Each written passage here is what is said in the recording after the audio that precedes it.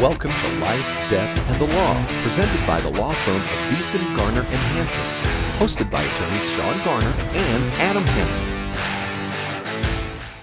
Welcome to Life, Death, and the Law. I am Shawn Garner in studio here with my partner Adam Hansen, and sitting across the desk from Cody Beeson and Martin Felix. Welcome, gentlemen. Hey, good morning. Good morning. Adam just got back from Disneyland, adult-only trip. That's not true. Okay. That's good. Disney bounding and everything. I took my kids, so it's not weird. Yeah. Like a normal person. But you dragged your kids along so you'd have an excuse to go. But we're going to talk about things that we hate because there are a lot of them. And I've just turned 45, so now I'm officially over the hill. And I can complain about things that I don't like.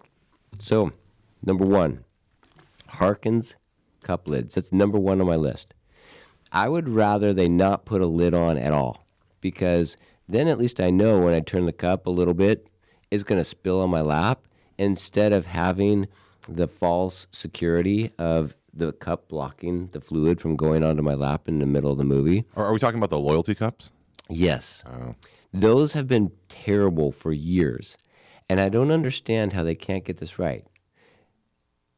Does anybody else have Harkins movie cups spilling on their laps? Oh, yeah, all the time. But now I have it down to a science, so there's a way to hold them and what not to do with them. Well, I still hate it. You that you keep have them 100% upright. Yeah. Maybe it's part of a conspiracy. Like they want you to spill it, so you do a refill. That's what my wife says that with everything. There's a conspiracy. The McDonald's straws are slightly bigger than others. There's a conspiracy. They want you to drink it faster. They really do. Why would they want you to drink your soda faster?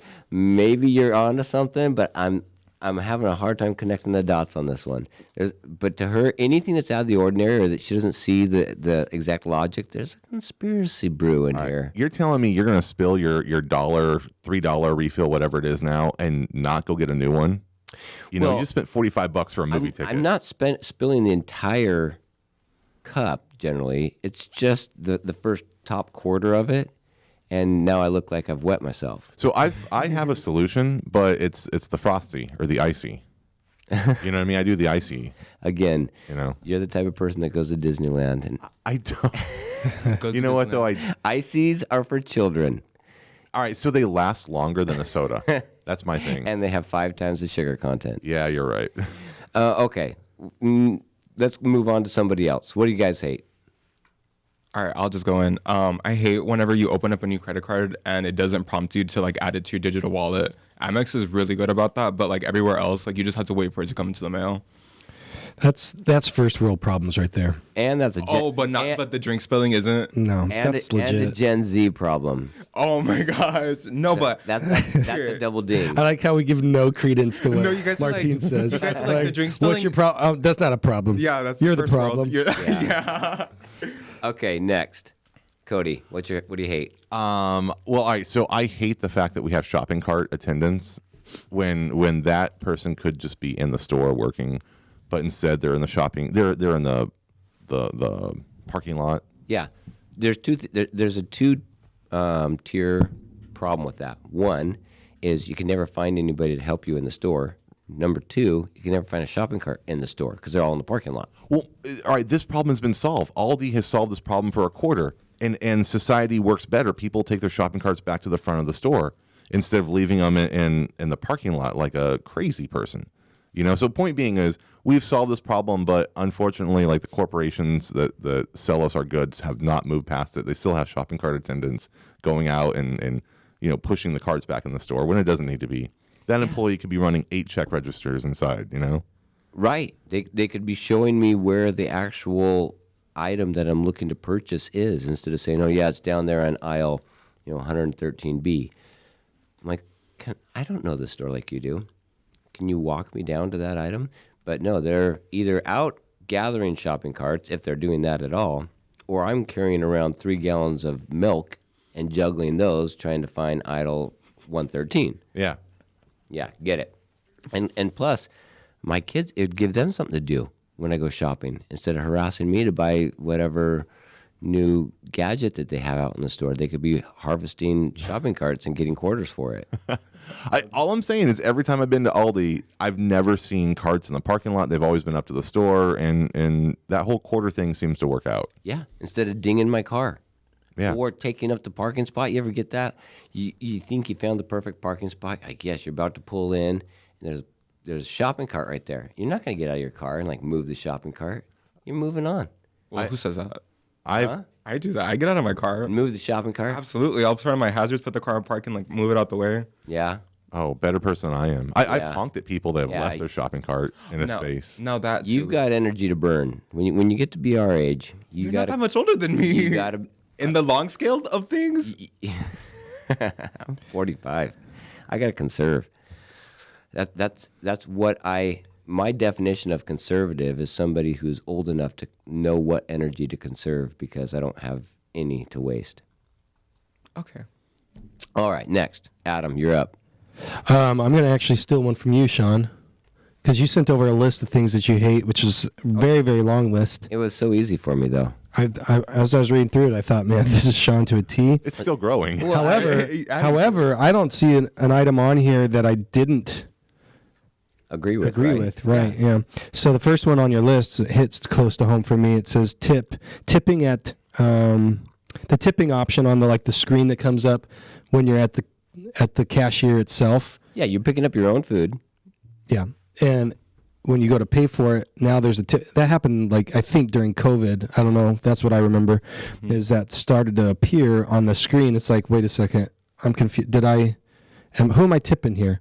Am I tipping myself? Because I'm the one that grabbed my food. Yeah. I got my food. Am I tipping the server or the person that's right in front of me? I don't know. Who am I tipping here? Mm-hmm. I don't want to tip because last thing I thought, you were getting paid for standing there and Already. taking my money. Yeah. Exactly. So am I tipping you for that? Can I add something to that? When I was in New York recently, there was a family that was arguing with the owner of the restaurant because they were unhappy that they got the gratuity added to their table. Yeah. So here's the thing. Why are they exempt from putting the actual price of their food and services on the menu? What do you mean? Do you think you're going to go in there and if the menu says $10 for a hamburger, you're going to pay $10? Well, no, you have your tax and everything. Okay. Even with taxes, do you think that's it? Well, yeah.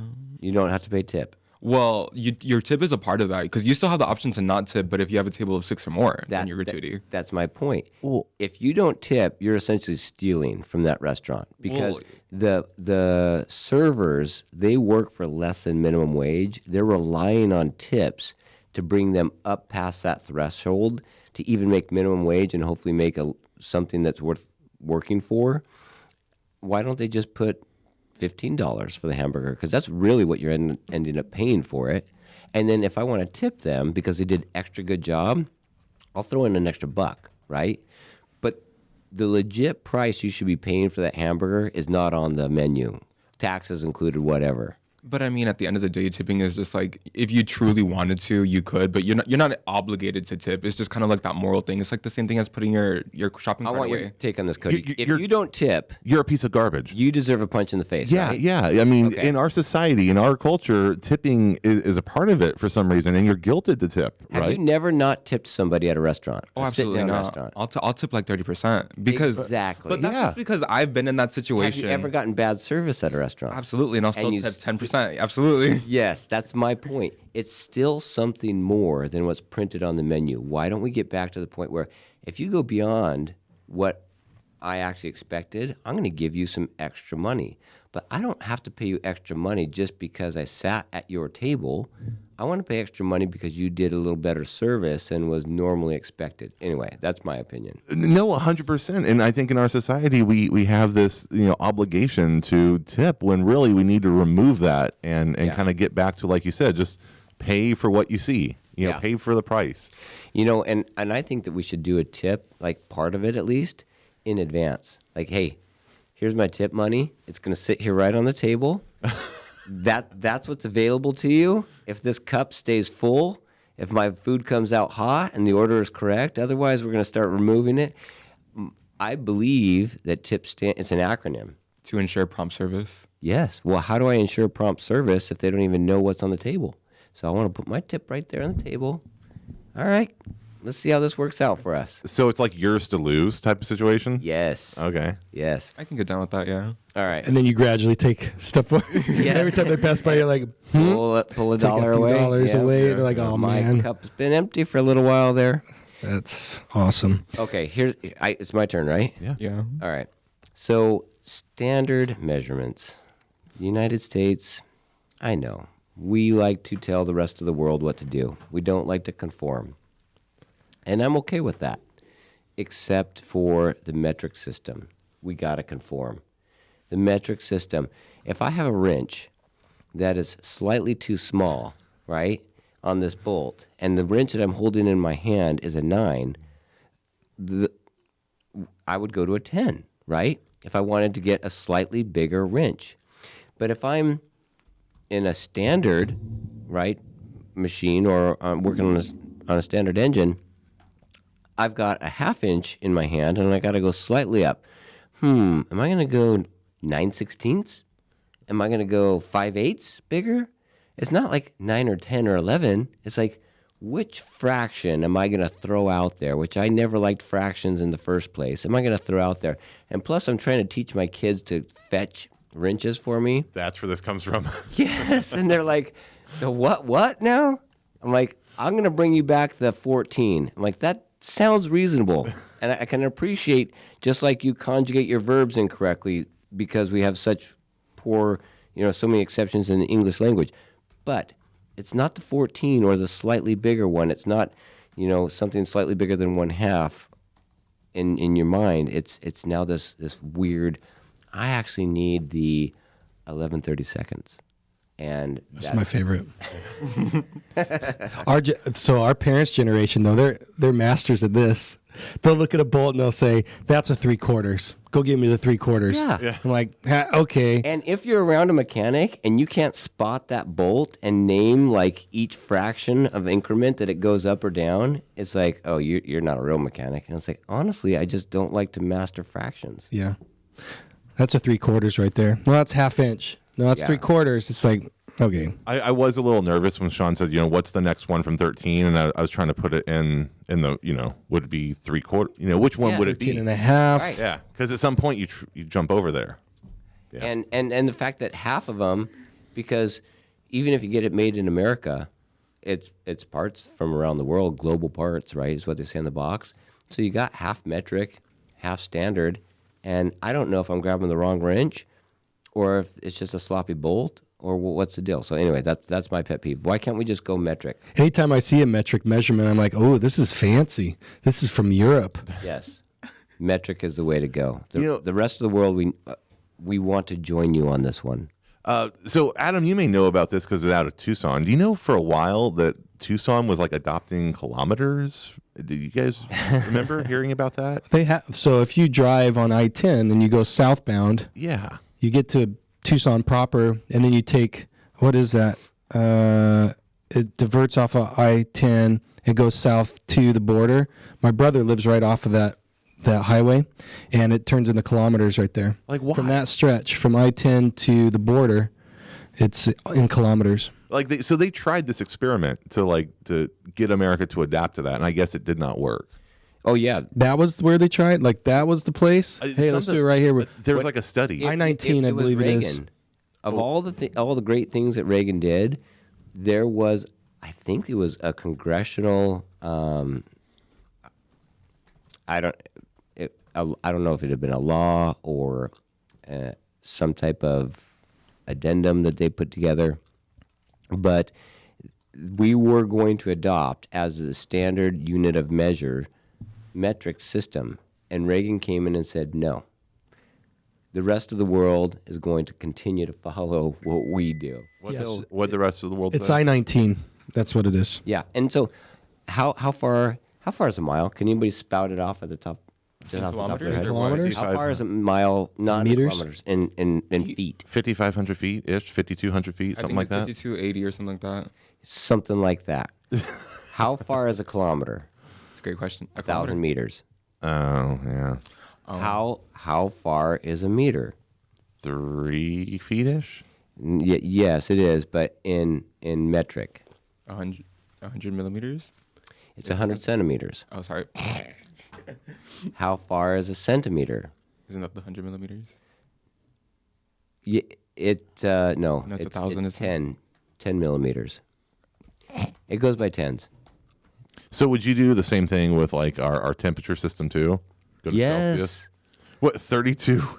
Yes, Doesn't make sense. water freezes at 32. That makes sense. 32 is a nice round number, and it boils at, I don't even know what water boils at as far as Fahrenheit. It's like 140, 150. Something like that.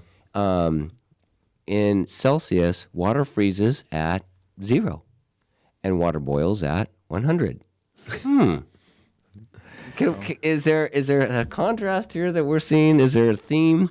Anyway. Yeah, that does make sense. So next, Cody, we got to take a break, but you're up. So we're going to come back with the thing you hate next. This is Life, Death, and the Law. You're listening to Life, Death, and the Law, presented by Deason, Garner, and Hansen, the law firm that has been voted Yuma's best 6 years in a row. Welcome back to Life, Death, and the Law. I'm attorney Adam Hansen. I'm with Shawn Garner, my partner in crime. We've got Cody Beeson running the board, and we've got our wonderful Martine in the studio today with us as well. And we're talking about things that we hate. That's a great way to start our new year, because if you hate something, maybe you can fix it. I don't know. I doubt it. Some people start out with all the things they're grateful for. Martine, you talked about credit card issues that you hate. I talked about tipping at the kiosk when you're looking at the person and you're not actually being served. Shawn, you talked about the metric system of measure versus the standard system of measure here in the United States. Why are we doing that? And Harkins cup lids. That was my number one. Yeah, Harkins cup lids. You get 2. Oh, man.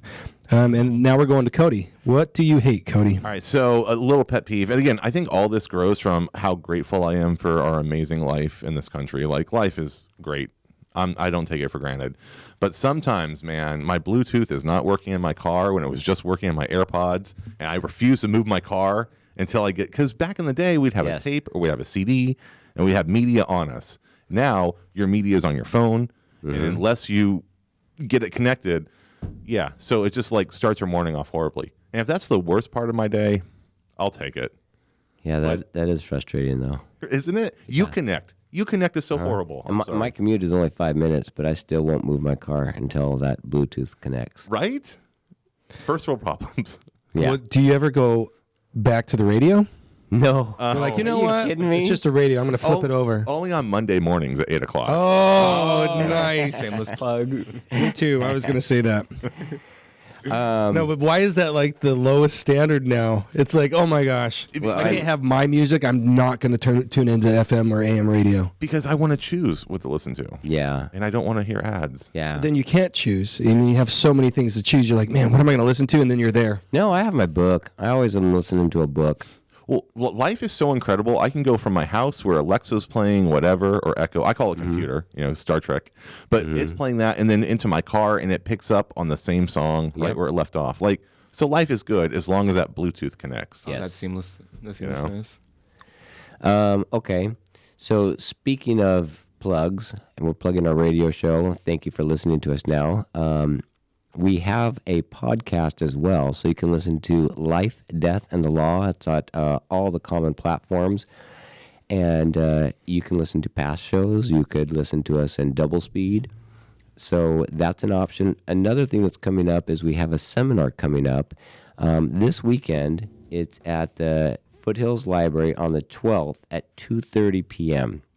It's a live seminar where there's going to be Adam Hansen in person giving advice about how to put together your assets, your affairs, so there's no court involvement when you pass away, and answering questions that you may have. I won't be there. I will be attending the third reception for my daughter, because that's how that's what I get to do. And she got married. So that was a good thing, and I feel like I've run a marathon and I'm sick because of all the stress and late nights. But I'm proud of her and I'm happy for her, but I don't know about this third reception thing. But I will be in northern Idaho attending that. Sorry, that may accounted for my thing that I hate. I was gonna say, is that top the list of the things you hate? Too many social gatherings. That is hilarious. Why 3? Yeah, excellent question. Cody, what's? Oh, you just did the thing that you hated. Okay, so we're back to Martine.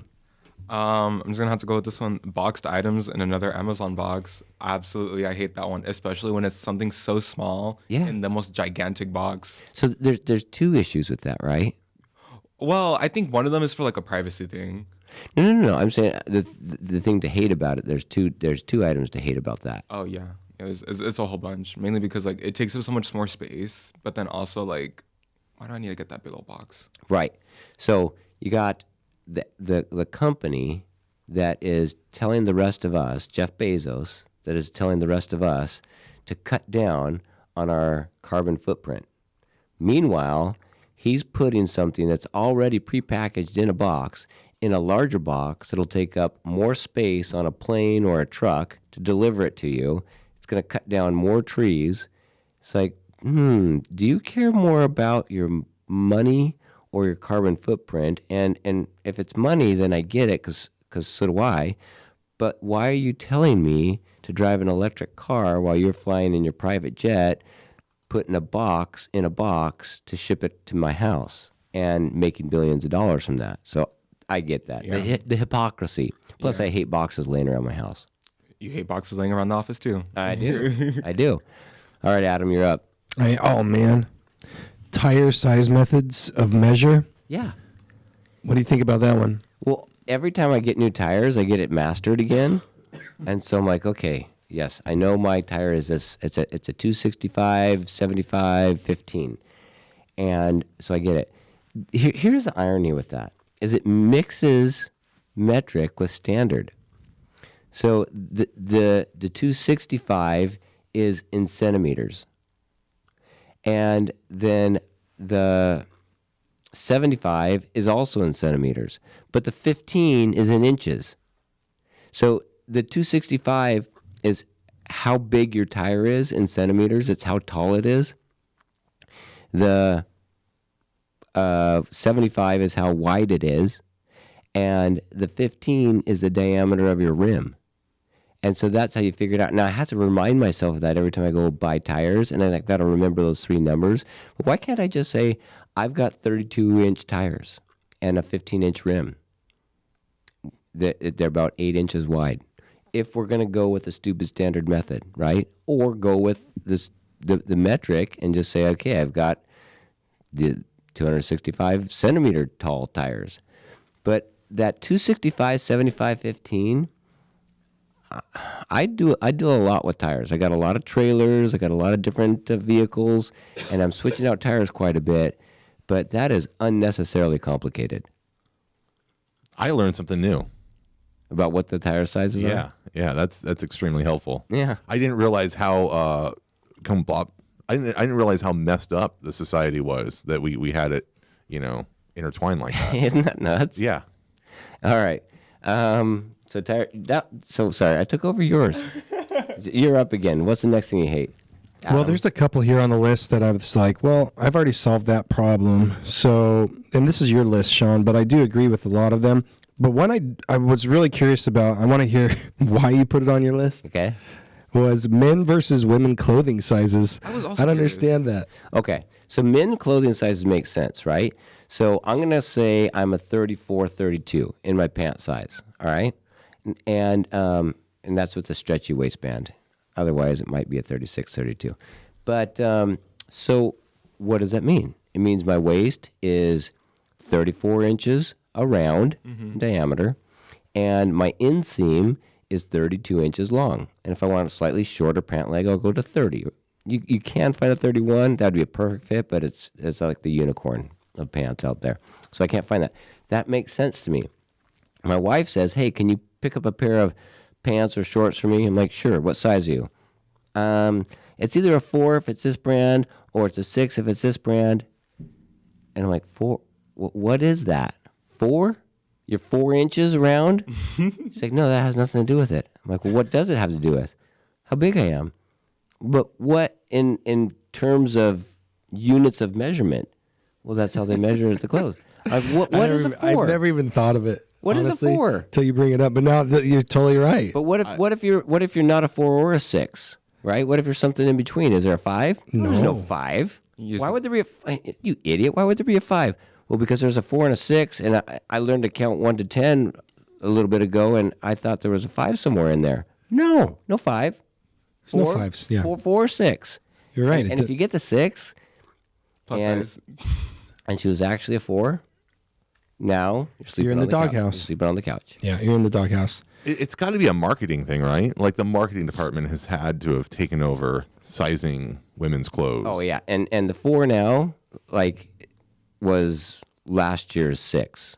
Oh yeah. That's so funny. That's true. She was like, I used to be a 6, but now I'm a 4 because they've changed how they. Body shaming. Yeah, exactly. All right, so Now that you bring that up, though, what I can't stand is why do they have buttons on the opposite side? Maybe I want to wear a woman's jacket, but I don't want to give it away. Like, oh man, the buttons are on there. Adam's wearing a woman's jacket. No, it's not. Yes. The buttons are on the other side, Adam. Just say it's European. Yeah, it's European. It's European cut. yeah, here. Why do they do that? Like what? That was on Just The keep Office. the buttons on the same side. Oh, that was Michael. He comes in with a jacket. Like, oh, even the buttons on the other side. Oh, The Office. Yeah, I totally forgot about that. It's happened to me though before. That was brought up when I was talking about this list yesterday by Jaslyn, and I was like, "That's too stupid. I'm not going to bring that up. That's so funny that you brought it up."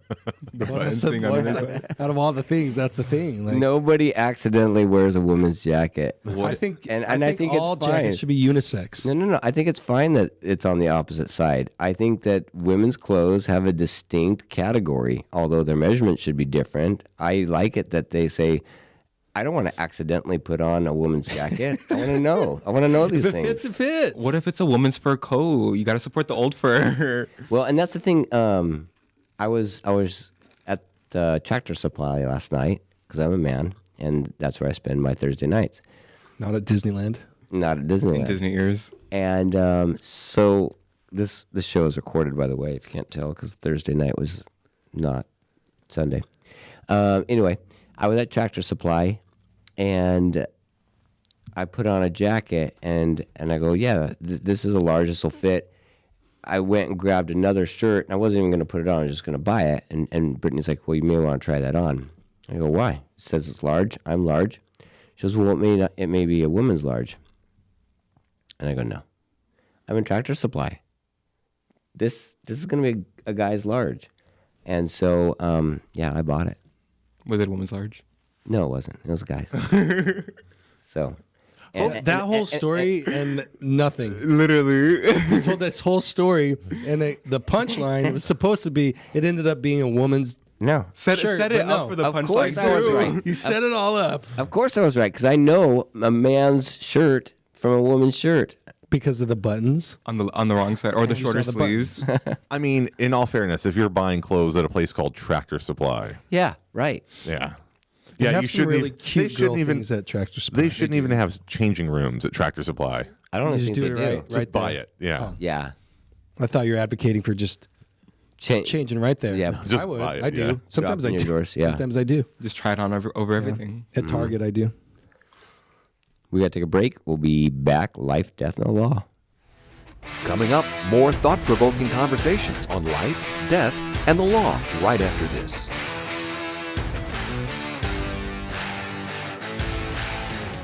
Welcome back to Life, Death, and the Law. We're talking about the things we hate, but first of all, we're going to talk about something we love, and that is educating the general public about how to get your affairs in order. We have a seminar this week. It is Friday, January 12th at 2:30 p.m. at the Foothills Library.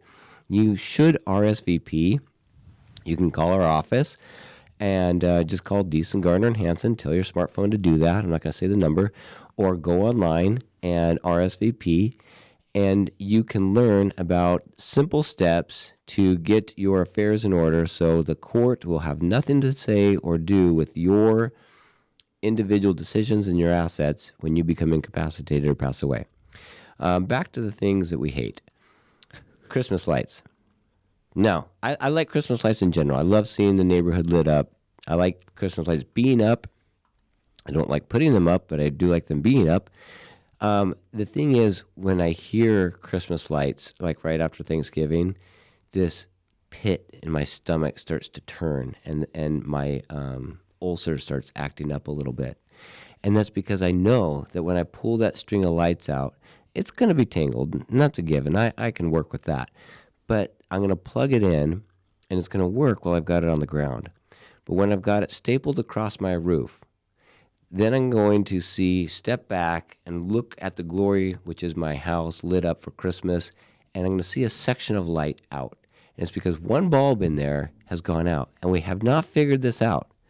We've been able to decode the human genome. We've been able to land rockets again and reuse them, but we cannot figure out how to identify the single light bulb that goes out that causes the next 10 feet of your Christmas lights to go out. And that just, it makes me so mad. I want to take the person that engineered that or continues to perpetuate that defect and use those Christmas light strands in a way that would shorten their lifespan. I have a theory that they just want you to buy more. I was going to second that, yeah. You know, like, and that could be a conspiracy theory. You and my wife would get along very well. Again, they're so cheap. They want you to just, that broke, buy another one. You know, they're in small enough sections. They just want you to replace But they them. even know how to do it in sections. I mean, they can, one light goes out, like, we're going to put out just enough lights to irritate this fellow. 10 lights. So where you can't easily hide It's it. like the rest of the lights are working. Obviously, you could do it at 2 lights. One light goes out. Why don't you have 3 lights go out, one on either side, so you know which bulb is out, right? Now it's obvious enough to see, but easy to diagnose. But it's not that way. It's 10 lights, and it could be any of those. Well, let me add to that. On the newer like Christmas lights, because we bought Christmas lights this year, they come with like a little package of like maybe 2 replacement bulbs. Yeah. And have you 2. tried to replace those bulbs? It's a lot harder than it looks. Yeah. Yeah. You gotta like unscrew it, and if you like put it in, you damage something, and then like the whole thing's gone. Sucks. If you can do that successfully, I think you meet like half the requirements for like neurosurgery because it is very difficult. Yeah, they want you to just buy a new one. It's part of the Christmas experience, you know, is Money to down the drain. diagnose bad Christmas lights. Yeah. Well, I bit the bullet this year. We bought permanent lights. They're pretty awesome. I got them on Amazon. They're kind of expensive, but So you're never going to put up Christmas lights again because these lights are going to last forever. yeah, We they had got a house in my 30-year lifespan. That's what it says on the box. You're bringing me into my next item. I know there was a house in our neighborhood growing up. They had permanent Christmas lights. They also had cars in the front yard. Yeah, on bricks. That's nothing new. No, these are awesome. So you can use them for anything. So while you're not using for Christmas, so for example, now every light is programmable. It's 250 feet of LED. Each individual light is programmable, and it's all Wi-Fi enabled and stuff. So on my phone, I've got it where it's set to sunset and sunrise. So on sunset, I have specific lights over the doorways and over the windows that will light up at like 20%, and then they'll turn off at sunrise. Yeah, and the life expectancy on the box is what, 15 years? Did it say or 50? 30. 30 years. Okay, let me let you in a little secret here. Yes. It's a lie. Okay. That's my other pet peeve. Did you read the list? I read the list. That's why I was laughing when I said the 30-year thing. Because why do they say I that? don't believe you. I don't know where you get your information, but LEDs last for like 100 years. Okay, I've It replaced. says on the box. Because in this firm, you obviously are not in the department of replacing light bulbs. Well, Because now I that you say replace that, LED light bulbs all the time. but that's because we And I buy haven't cheap lived- Chinese stuff. The LED light bulbs have not existed for 15 years. And I've replaced them 2 or 3 times, and I've only been in this building 5 years. And it's like, I can see them just laughing all the way to the bank. They're putting this 15-year guaranteed lifespan on there, and the consumer, they're envisioning this in their mind. I'm walking up to the aisle, I'm seeing this light bulb. 15 years, of course I'm going to buy that. Yes, it's a little bit more expensive, but for 15 years, I can't go wrong. And then when it goes out, where's that box for that light bulb? Because I know it was guaranteed for 15 years, and where's the receipt, and where did I buy it from? There's nobody in their right mind that's going to keep the receipt and the box for that light bulb to take it back and say, hey, listen here, mister. I've only had this light bulb for 2 years. It says 15 years, and it's gone out. You know, like that light bulb that's now, like 3 generations ago and it's been upgraded 3 times and plus that brand is discontinued. Good luck. And now last 90 years, yeah. Yeah. And I'm like, why don't you just say it lasts a reasonable amount of time, about 1 to 2 years? I'd still buy it. It still uses 1/10 of the energy. It still lights my room. I still get to choose it and program it. But why do you got to slap that lie on there? It's just kind of like, I mean, you bought it though. it's an insult. I think I do buy it, but I do it begrudgingly.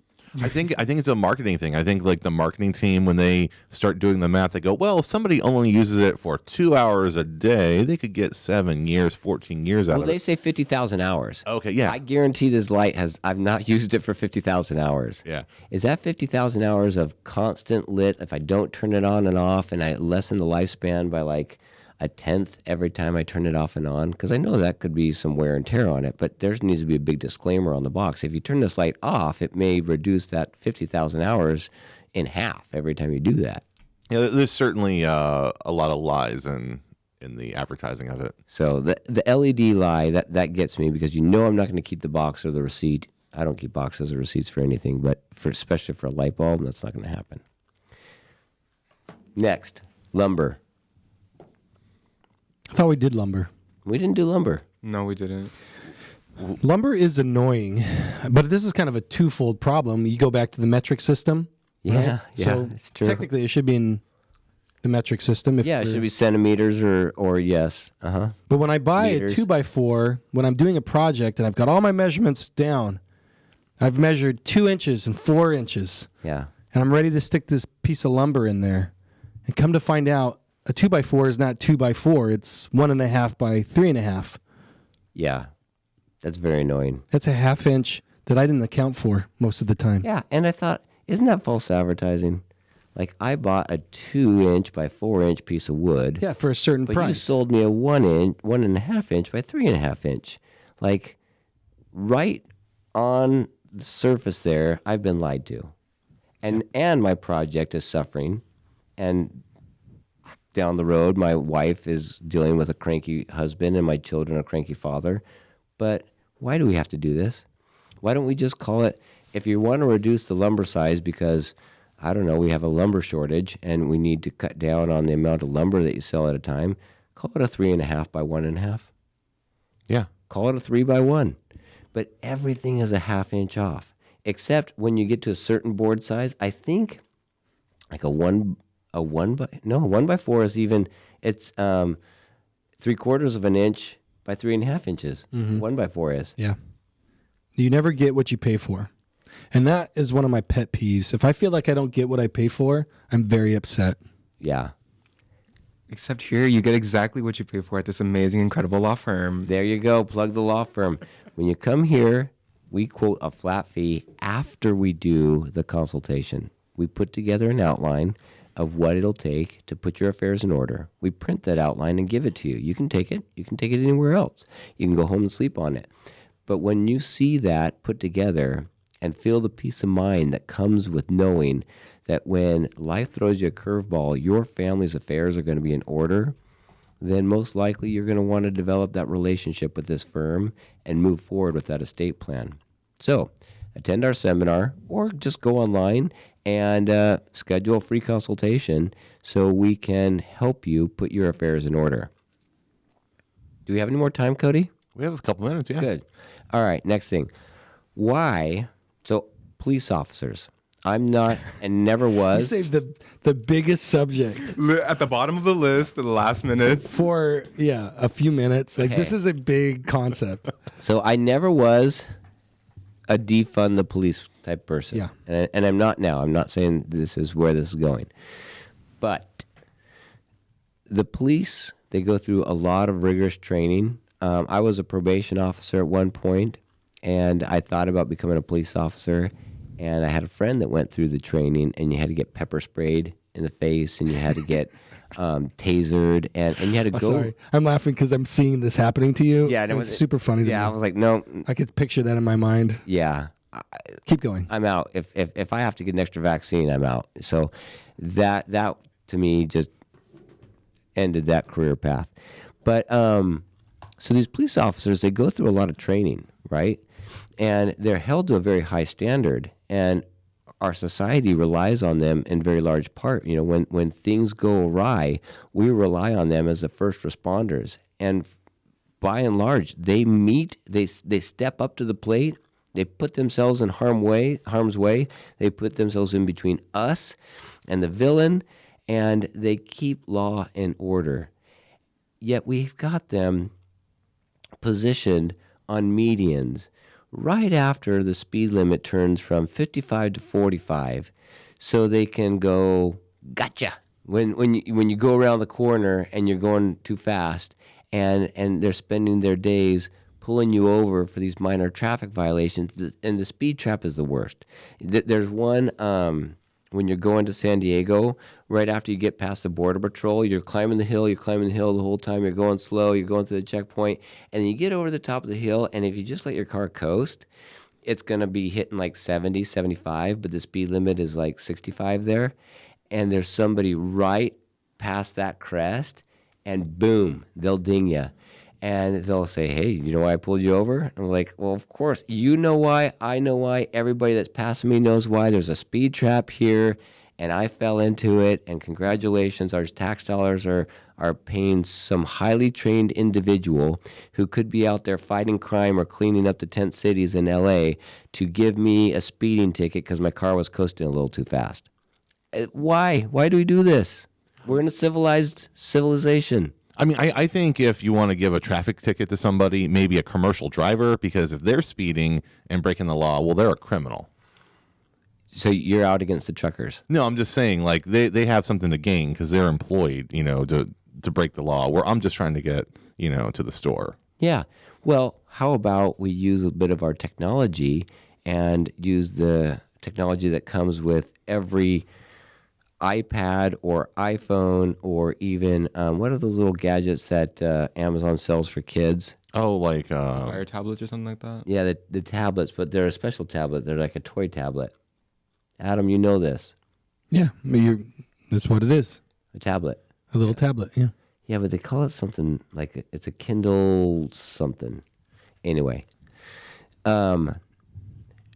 we could use this technology to take a picture of the car and send a citation. Now, I know this was popular 10 years ago, and there was some big uproar about it, and I think there was a conspiracy theory about that because, I don't know, people didn't like getting a speeding ticket, right, without actually getting pulled over by a police officer and waiting a half an hour while everybody's driving by them and seeing them being publicly shamed.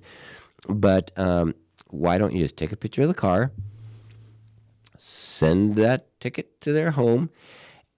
There's a due process question of whether they've been served or not, but most of those tickets get paid, and even if a fraction of them got paid, and you saw cameras up on the road on the stoplight, right, you're going to be a little bit more conscientious about your speed, about whether or not that yellow light's going to turn red before you enter the intersection, right? You're going to be a little more conscientious about that. I don't run yellow lights in Tucson for that reason. Because they have the cameras. Uh-huh. And the investment is minuscule compared to how much it costs. Plus, we want police on the streets. We want police doing the things to serve the public. And sitting at a speed trap is not that thing. I don't think that endears the public to law enforcement when they get dinged in a speed trap. Additionally, you can report a speed trap on Apple Maps. Absolutely, and all I that. always do that. I'm reporting them. Yeah. So that's all the time we have for today. Hopefully, this has at least given you a little bit of solace that there are people out there that hate the things that you hate. We've got a long list of other things. Maybe we'll put it on our podcast in the link below. Zippers for sleeping bags, one of them. Wheels on luggage, another one. But it goes on and on. This is Life, Death, and the Law. We'll talk to you next week. If you have questions or want to know more about something that was discussed today, please call the law firm of Deason, Garner, and Hansen at 928-783-4575 or visit yumaestateplanning.com.